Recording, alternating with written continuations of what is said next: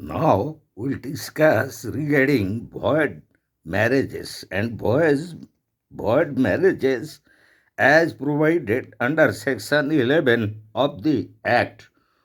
So, Section 11 provides that marriage is solemnized after commencement of this Act in contravention of Clause 1, Clause 4, and Clause 5 of Section 5 shall be declared null and void by the court on the petition of either party to the marriage. So, Clause 1 of Section 5 provides the rule of monogamy, which already we have discussed under the valid conditions of a Hindu marriage, and Clause 4, which also another ground for a valid Hindu marriage, that is prohibited degree of relationship, and Clause 5 of Section 5, and that is regarding beyond subpoena relationship. So, if these three conditions are violated, then such a marriage would be considered as void marriage. And regarding that, strangers have no such rights to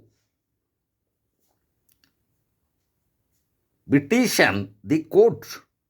A void marriage, as per its legal effects, is void ab initio and ipso facto. The parties to void marriage could, in disregard of such marriage, may contract another valid marriage.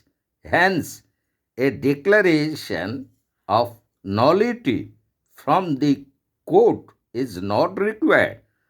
So, this is all about void marriages as provided under Section 11 of the Act in contravention of Section 5 and the very Clause 1 relating to rule of monogamy and Clause 4 relating to prohibited degree of relationship and Clause 5 that explain about beyond subpoena relationship, which are the grounds of a valid Hindu marriage as provided under Section 5. So, in contravention of these provisions, any marriage would be declared as void as it is void ab initio and ipso facto.